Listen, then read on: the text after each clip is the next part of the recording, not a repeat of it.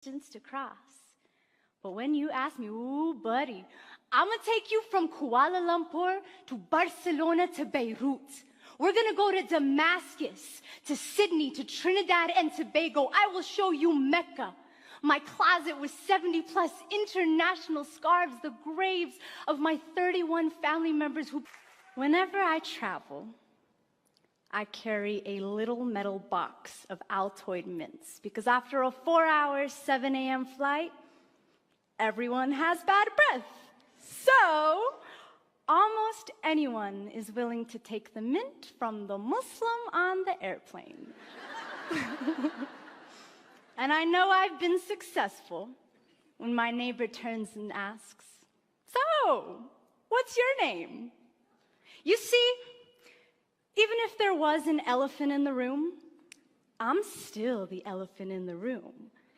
Yeah, when an elephant offers you mints on an airplane, I'm fully aware that it's not always easy to accept. So when the courageously curious do pop the "what's your name" question, I try to make it worth their while. My name is Amal. It means hope in Arabic. Most days, my name is waitress at my family's Damascus restaurant, full-time university student and then some, pre-law, world traveler, 11 countries. My name is I've performed poetry in 8 of those countries. International spoken word poet, unapologetic Muslim woman, Syrian, American, hijabi, activist, social justice advocate. My name is writer, teacher, Colorado born, mile high baby. But at the airport, my name is random search. And on the street, it's terrorist, sand nigger, raghead, oppressed, and on the news, it's ISIS, jihadi, suspect, radical. My name is, could your Muslim neighbor be an extremist? My mama, who wears the hijab, the Islamic headdress, is often referred to as go back to your country. But she's from Iowa. And her nickname is Lisa Pizza. And it does not take more than a couple questions to figure out that her country is the Council Bluffs cornfields. But how would someone know this without asking? They say the shortest distance between two people is a story. Well, I elaborate on that to say that the greatest distance you can travel in the shortest amount of time is by asking someone their name. The way we name ourselves is a reflection of who we are. Our declarations, family histories, the things we believe, the morals we abide by, our homes, cultures, transformations. Like a Muhammad turned Mo, or a Lisa Pizza turned Iman. And how we name others and how, if we allow others to name themselves, is a reflection of our own declarations, of our courage and our fear. The malleability of a person's story must be self-determined, coming from the lips of the storyteller, not the anchorman, not the megaphone, not even the scarf on her head or the melanin in his skin, because no one can speak the names of billions in one breath unless it's in prayer. And oftentimes when we generalize, it isn't because we're praying. And when we don't ask someone their name, we're not asking for their story. In the world of mass media and rampant misinformation, it is hard for anyone, including myself, to deconstruct all these terrifying stories that we hear. And sometimes, instead of isolating them, individualizing them, we tend to paint a group of people with a broad brush, until suddenly, everyone with a hijab on is a raghead that needs liberating. Or everyone with white skin is a racist cracker. Or everyone with black skin is a fatherless nigger. Or everybody who looks like my father is gonna blow up the airplane. Or if the killer had a light complexion, he's just a mentally fragile lone wolf. And we come to this point where we feel like we don't even need to ask people their names because we already gave it to them.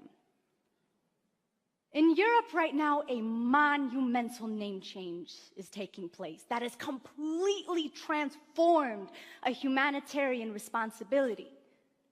Countries are deporting refugees. But when you watch news coverage, these refugees are being referred to as migrants. Because let's face it, deporting migrants sounds way more reasonable than deporting individuals who have been forced to flee their country because of persecution, war, and violence. The United Nations definition of refugee. On September 11th, 2001, I attended a private K-8 Islamic school. And within the first hours of the tragedy, my school received 2 bomb threats. The word terrorist was not on my spelling list, but all of us kids picked it up pretty soon after. And in naming us terrorists amidst this mass tragedy that affected us as Americans too, in the words of Dalia Mujahid, we were not just mourners, but we were suspects as well. But a few months ago, me and my very handsome white boy-looking brother named Usama and I were at the museum buying planetarium tickets, and an elderly white man walked up to me and said, "I'm sorry about everything you must be going through right now. I want you to know that not all Americans believe what these buffoons are saying. And I want you..." Yeah, he used the word buffoons. And he said, "I want you to know that we stand by you." Now, had I not been wearing a little piece of my identity on my head, he wouldn't have known to tell me this. And even though he didn't ask me what my name was, he instead told me his. I have learned from experience that when someone really wants to know, they will be willing to cross that threshold of fear and find out that my name means hope. And then they'll have the courage to ask the much more important questions that probably only I can answer. Like, what's that thing on your head? Were you forced to wear it? Are all Muslims really violent people? Does the Quran really say to kill all of us? Can you please tell me what's up with ISIS? And these questions, though seemingly uncomfortable, are how I know that I have been humanized, and are how the courageously curious know that really, I'm only as scary as the silence fear festers in.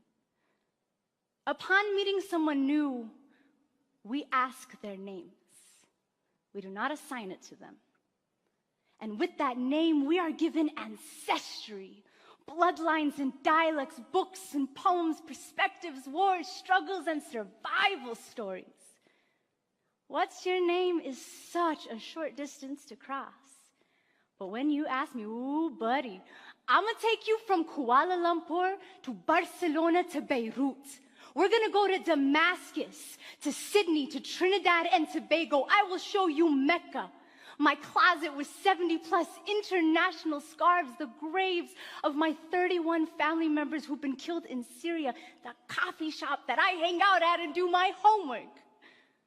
But we must have the courage to claim our curiosity, to go beyond anything we ever knew, anything we ever feared. But it takes two. The elephant who offers the mint,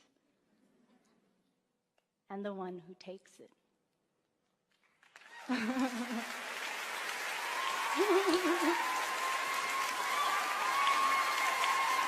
لا تنسى مشاركة الفيديو حتى يستفيد كل مسلم.